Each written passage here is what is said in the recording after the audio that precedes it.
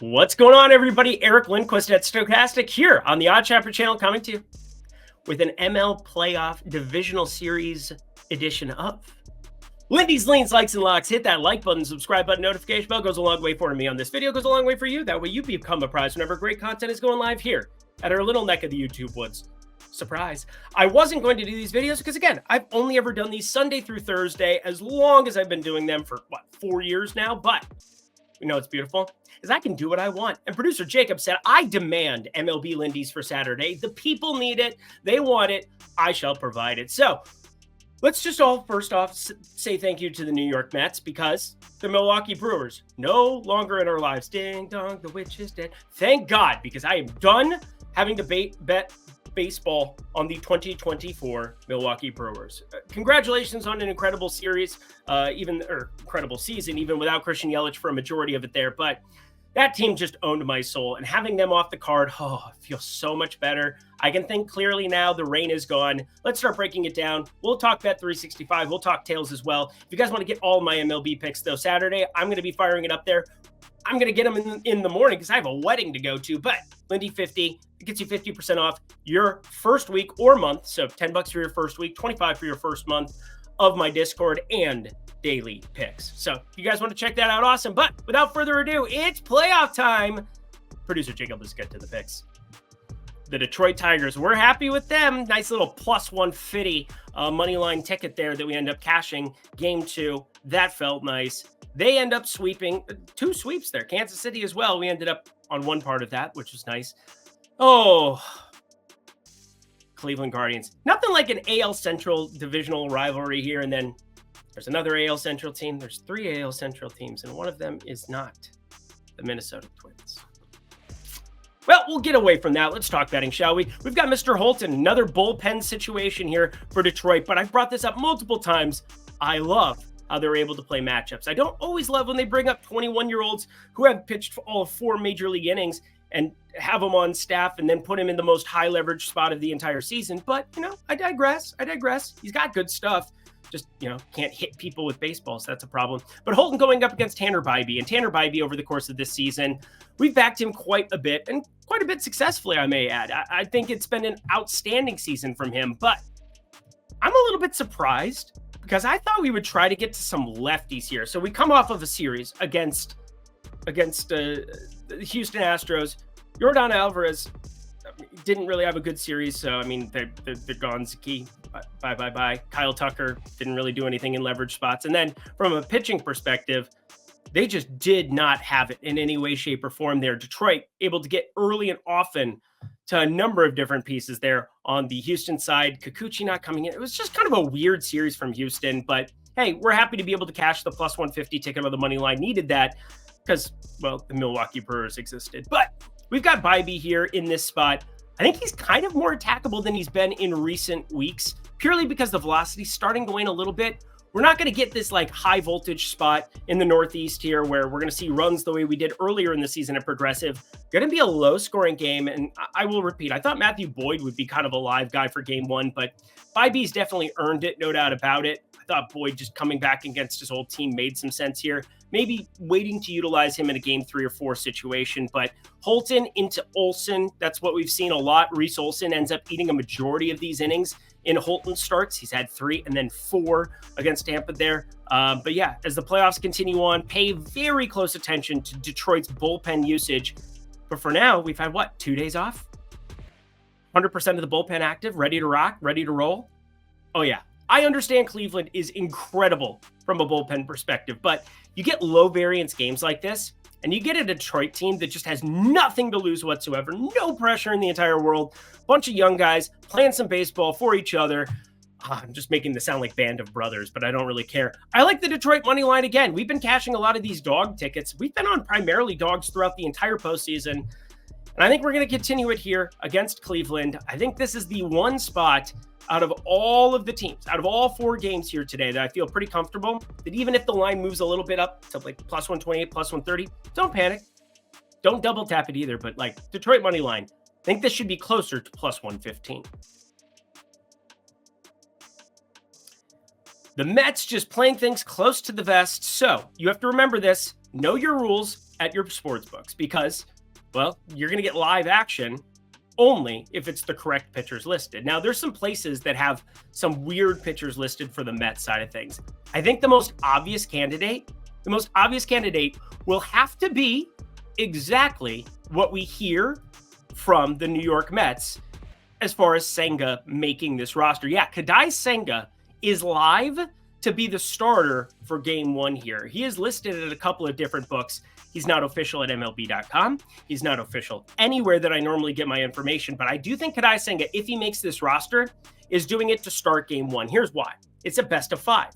Well, you don't have the same, I have to win today. You're going to get at least one game up there in New York, and you're going to get an opportunity to have some home starts to potentially put the series away if you go 1-1 there to start off this thing. But I think if you're going to just see what Senga has and you're going to just fire him out, don't do it in a game 3. Don't do it in the middle of a game 2. Do it right off the bat in game 1. Have him pitch an inning or two, because if he has that ghost fork working, which was my favorite pitch to analyze maybe ever last season. I mean, that and Shohei Ohtani splitter because it's Shohei Ohtani. But Kadai Senga's ghost fork is so ridiculously good that against the Phillies, you use that at the top of the lineup. You have him go an inning or two, and you're probably getting some good length out of him. Now, David Peterson came in. He ended up closing against Milwaukee there because they used Diaz up earlier as they were going along. But David Peterson comes in to close. Does he piggyback that into a longer start? He went 7 innings on the 29th of September. Now, that was, 5 days of rest that he had between that and the closing spot.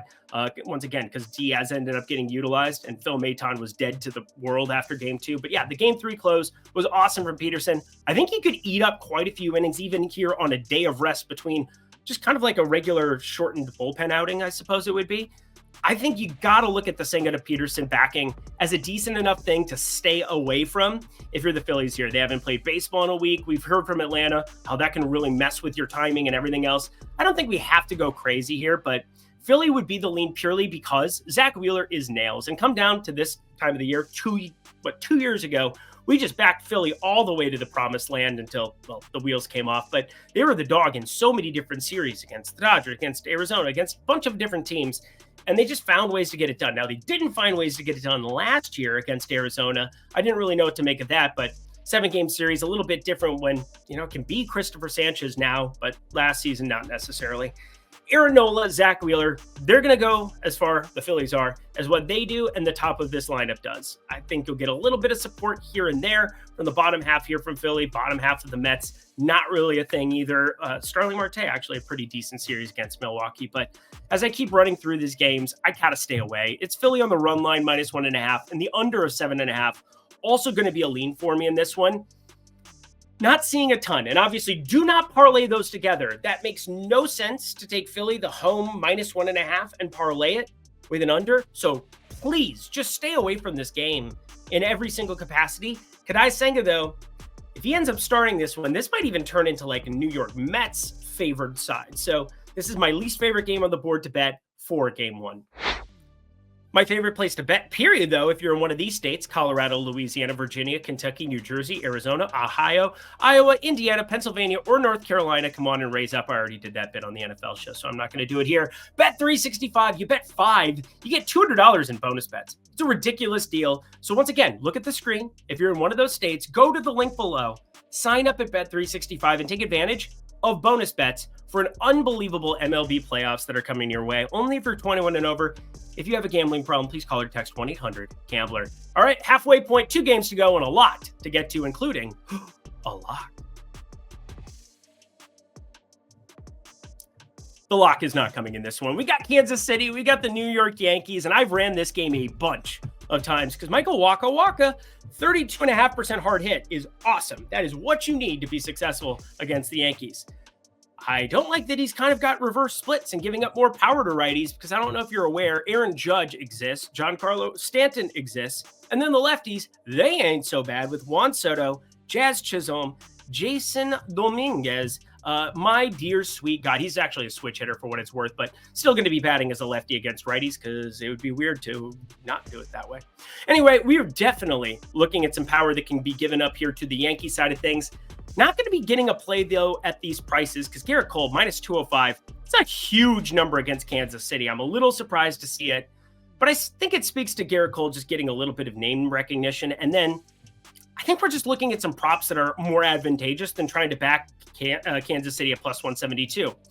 We're talking plus 115 on Sal Perez, or plus 110 now it is at BetMGM. I got it plus 115, so go me. But 1.5 hits plus runs plus RBIs. Basically, it was a flat 0 in the last series. Didn't find any success whatsoever. I guess he had one single in both games against Baltimore. And he's not hit a home run since, carry the one, since the 13th of September. It has been a long time coming for some power for Sal Perez. But he's got to also be an effective game manager, great caller behind the plate. And man, he had a couple of great stops. I know that that's a weird thing to throw out there for the people, but he made a couple of like veteran stops to prevent runners in scoring position from advancing, just with the Kansas City bullpen that was getting a little bit unruly at times against Baltimore, but found ways to hold them to what? Absolutely nothing. It was like the homer, Cedric Mullins homer. That was like it. It was incredible stuff. But yeah, we're definitely going to be looking at Sal Perez with that. But then Bobby Witt Jr. has to come along for the ride to some extent. Now, he's a better pick'em play, because now he's priced to minus 130 or so on the 1.5 hits plus runs plus RBIs. I would prefer that to Sal Perez if you're playing the pick'em, but I like both of them kind of the home run a little bit here in terms of the likes. There's a couple of books that don't have it posted, but you get Yankee Stadium. I get that the weather isn't as advantageous as what it is over the summer, but man, I met you in the summer. I do have some questions about pieces from the Yankees bullpen, and Garrett Cole giving up more power to righties. And wouldn't you know it, Sal Perez, Bobby Witt. They're right-handed, go me. And we've reached the end of the morning walk here for the game ones. It's Dylan Cease. It's Yoshinobu Yamamoto. I'm very, very good at talking. There we go. Yoshinobu Yamamoto. There we are. I love this baseball game for a couple of different reasons. First off, weather.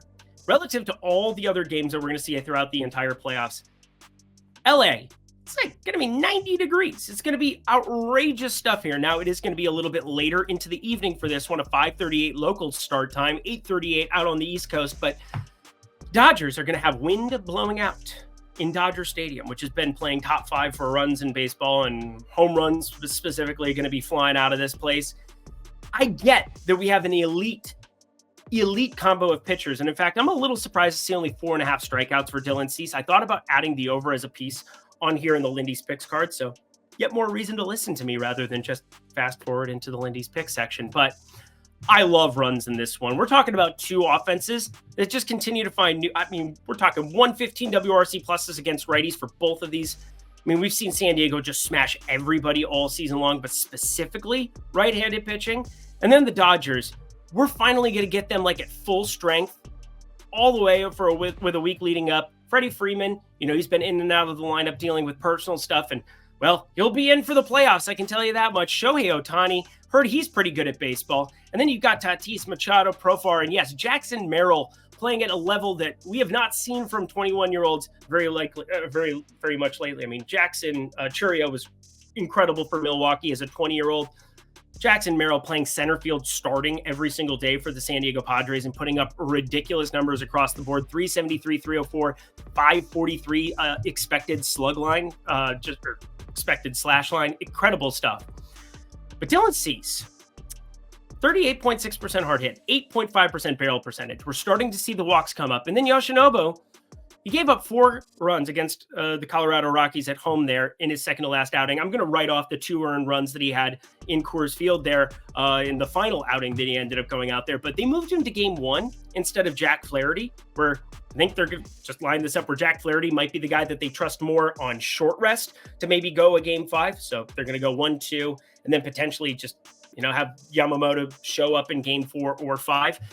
We'll see how they kind of are planning to do that. But Yamamoto coming off of injury, it makes sense that maybe you just save him for that game 5, like some of the strategery, lockbox, things of that nature. But all of this lovely fluffery of these 2 pitchers is going to go out the window right here as I am locking the over of 7.5. This is at minus 110 at BetMGM. And I don't understand when you're talking 85 degrees, when you're talking wind blowing out 8 to 10 miles per hour straight out to center tomorrow. I don't see how you get these numbers. And I understand the bullpen, especially as the Dodgers added Kopech at the trade deadline and revamped him and made him back into Michael Kopech. And San Diego, a ridiculous bullpen the entire season, especially the second half of the season, just been riding that bullpen into the sunset. I still don't care. 7.5 is a bad number for this. This is closer to 9 for me, considering the skill set of both of these teams. 8.6 to be exact, 8.6. Still, that's a huge difference in terms of price. So 7.5 runs. We're going to lock it. We're going to hope for some fireworks here and some long balls. And, well, any long balls, those will show up on Tails for. And that does it for a Saturday. Yeah, a Saturday edition of MLB Lindy's Leans, Likes, and Locks. Hey, it's the playoffs. You got to do it. Head to the comment section below. Let me know your favorite plays and what you're looking at here from these series. I do think the pricing of some of these series is pretty interesting. I mean, the Padres plus 120 only. That's kind of wild to me, but Bet365, kind of wild to me. You can bet 5, get $200 in bonus bets at the link below. So take advantage of that if you're 21 and over. If you have a gambling problem, please call 1-800-GAMBLER. And brought it up earlier, Tails, Lindy 50. Get all of my plays for Saturday. Get all of my plays for Sunday. I will not be doing a Sunday video. I can tell you that much. Producer Jacob, he deserves a day off. Let's give the young man a day off. Alrighty, y'all. Let's get ourselves the heck up out of here. Fun show as always. I'm Eric Lindquist. Best of luck in the MLB streets on Saturday. Go playoffs.